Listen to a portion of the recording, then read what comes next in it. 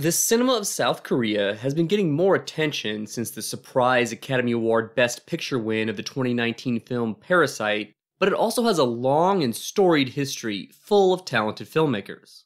The director of Parasite, Bong Joon-Ho, is one of many Korean directors that came to prominence in the 1990s and 2000s, and this loose grouping of filmmakers is often referred to as the Korean New Wave or New Korean Cinema.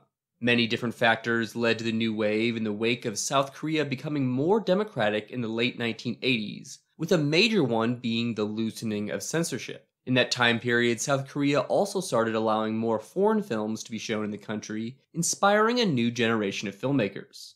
In addition, the Busan Film Festival, Korea's first international festival, began in 1996. This all coincided with an explosion in global interest in Korean culture in general, as seen in the rise of Korean pop music. Many of this era's films that received global attention did so despite focusing on issues specific to Korean culture. They were also often quite violent and disturbing. Since Bong Joon-ho's Parasite has been written about and analyzed extensively, I won't go into detail discussing it to save time for lesser-known films. However, there are a few things I'd like to point out. First of all, it was the introduction for many to actor Song Kang-ho, but he had already collaborated with Bong Joon-ho multiple times and will also come up more in this video when I discuss other filmmakers. Secondly, it features themes of class division and income inequality, which he's analyzed throughout his career. And Parasite mixes genres, something we'll see often not only in his films, but in the Korean New Wave in general. In my opinion, Parasite absolutely lives up to the hype, and it's a great introduction to not only Korean cinema, but foreign language movies as a whole. Bong Joon-ho had written a couple of things previously, but his debut feature as director was Barking Dogs Never Bite. It's about a disturbed young man that kills dogs, and murderers would become a recurring theme for Bong, albeit after this film, the victims are people instead of animals. Barking Dogs also injects a dark story with moments of humor, another thing we'll see again and again with Bong. Bong's second feature was Memories of a Murder, a crime drama, which is a very common genre among Korean films that found international success. It's inspired by a famous story in Korea of the nation's first serial killer, who was not caught at the time Memories of a Murder was made. Like Barking Dogs Never Bite, it involves an investigation, but this time by the police. This was Bong's first collaboration with the previously mentioned Song Kang-ho, who plays one of the detectives hunting the serial killer. Memories of a Murder was very well received and won several Korean Film Awards, including Best Film and Best Director. It also has a 94% approval rating on Rotten Tomatoes. After that, Bong directed an interesting short film titled Influenza that is fictional but presented as a documentary gathered through CCTV footage. His third feature, The Host, was a monster movie but also a genre bender with elements of horror, action, comedy, and drama. The Host was a huge hit, breaking the record for highest grossing South Korean film at the box office, although it has since been surpassed. It also again stars Song Kang-ho as a young man who runs a snack bar. The Host is one of the films I was talking about that gained global success despite featuring issues that are specific to Korea. Bong's film portrays South Korean society and government quite negatively, but it also critiques capitalism in a universal way. In addition, it's inspired by a real incident where the United States military dumped formaldehyde into South Korean water.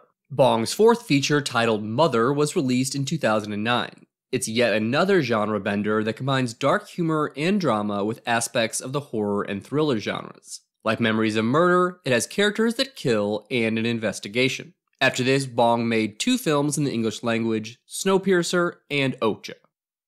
Almost as well known as Bong Joon-ho internationally is director Park Chan-wook. His film Old Boy was easily the most famous from Korea before Parasite came along, and it has a massive cult following.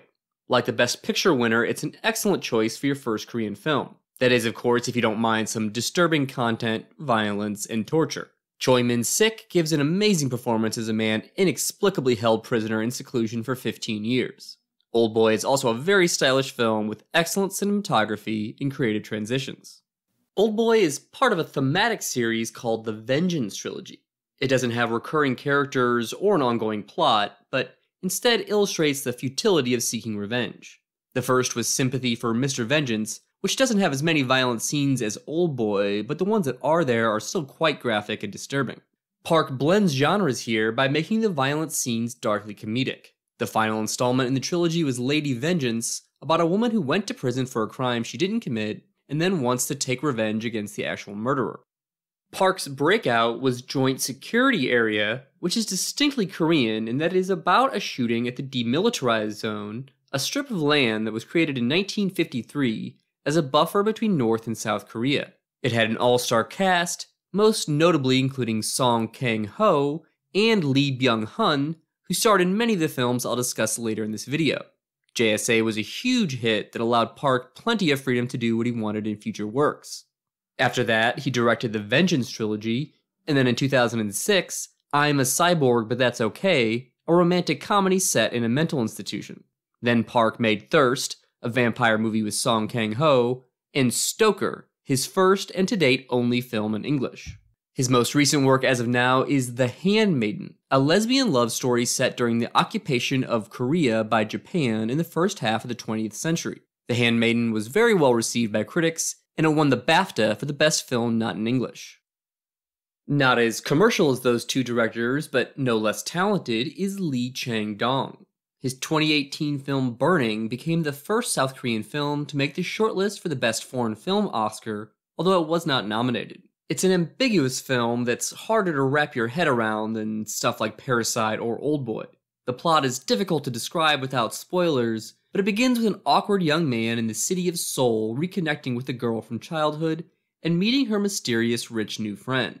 Lee's film is an enigmatic character study that sort of sneaks up on you, with what might be considered the main thrust of the plot not becoming clear until around halfway through, and by the end there are still many unanswered questions. Burning is a subtle, ambiguous film that gives no easy answers, but touches on topics like loneliness, alienation, and consumerism. It's quite cerebral and rewards multiple viewings, with many different viable interpretations. His other films include two collaborations with Song Kang-ho, Green Fish and Secret Sunshine, which probes the increased presence of Christianity in South Korea. An equally acclaimed director, but perhaps even less accessible, is Kim Ki-Duk. Two of his films clearly stand out in terms of critical praise, and the first is Spring, Summer, Fall, Winter, and Spring. The contemplative film is about a Buddhist monk, and that religion has had a massive influence over Korean society, and many still follow its teachings. It's an episodic movie that follows the monk at various periods in his life, from boyhood to old age.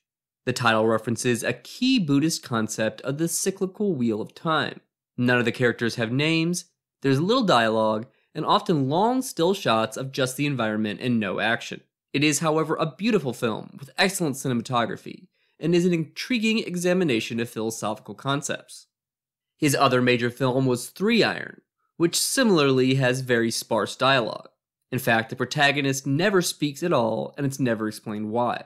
Sadly, Kim Ki-Duk just recently passed away from COVID-19 at age 59. Director Hong Sang-soo was a key figure in the early years of the Korean New Wave.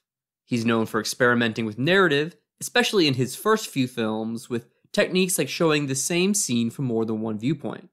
For example, in The Power of the Gangwon Province, the story is separated into two halves, with each one focusing on half of a pair of ex-lovers. They take the same train, at the same time, and never meet up, but actions from one part still have connections to the other. Similarly, in his 2000 film Virgin Stripped Bare by Her Bachelors, we again get a movie split into two parts. In the second half, we see scenes repeated from the first, but with a different perspective and contradictory details. The earliest film associated with the nebulous concept of a Korean New Wave is Why Has Bodhidharma Left for the East from 1989. It's about Buddhist monks, was based on Zen koans, and was directed by the mysterious Bae Yong-kyun, who has only made one film in the decades since.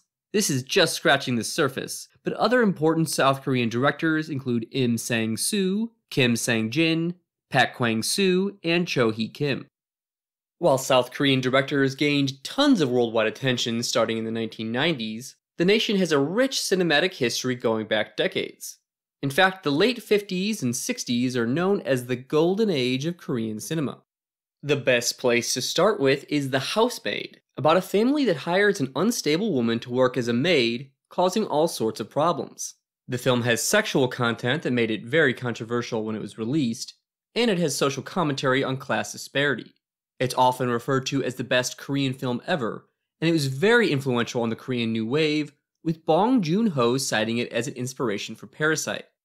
After that, I'd suggest Aimless Bullet, which has characters that were veterans of the conflict Americans call the Korean War that took place from 1950 to 1953. The film's depiction of post-war Korea was so bleak, it was originally banned entirely by the government.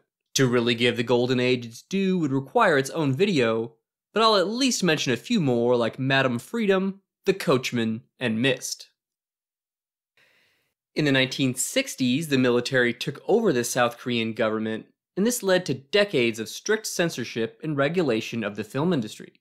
Writers were required to submit their screenplays to the government for approval until the late 80s. Due to tension with their North Korean neighbors, anything that was seen as promoting socialist or communist ideals was not allowed. In extreme cases, directors were even arrested. While these conditions prevented South Korean cinema from being internationally significant in the period between the Golden Age and the New Wave, there were certainly some directors still making great work, like Ha Kil-jong, Park Kwang-soo, and Lee Do-young.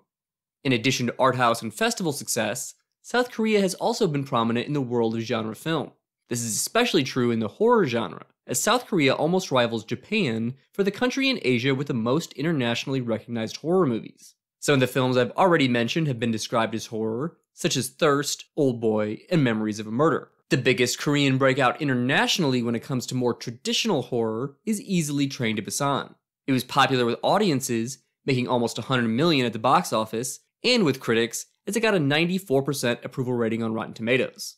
Like many in the zombie subgenre, the film does have social commentary, as one of the characters is a selfish CEO that mocks a homeless man and throws other people into the zombie horde to save his own skin. Train to Busan's success led to a sequel as well as other Korean zombie films such as #Alive.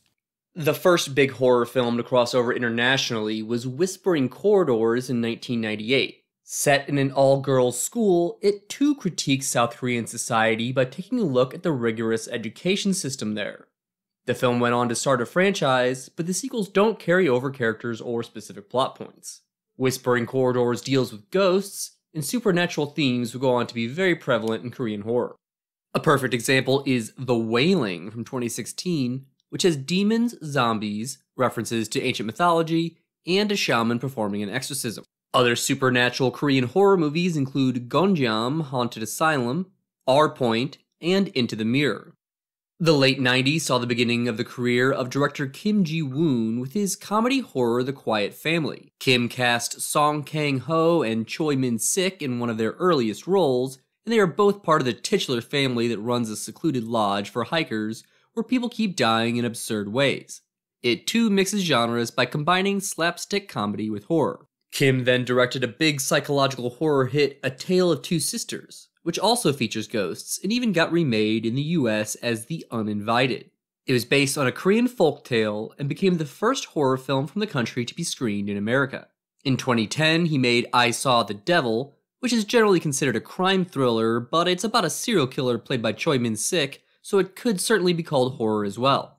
It's also yet another revenge story, as Lee Byung-hun plays an intelligence agent whose fiancé was murdered. South Korea has also had success in the action genre, and similarly to horror, some of the movies I've discussed have been called action films. Oldboy is known for its long-take hallway action scene, and the host has its fair share of action as well. The first big-budget action flick to come out of South Korea was Shiri in 1999. It had the biggest budget of any Korean film at the time, and became the highest grossing. Shiri's cast includes not only Song Kang-ho and Choi Min-sik, but Kim Yun-jin, who later became famous for playing Sun on the TV show Lost.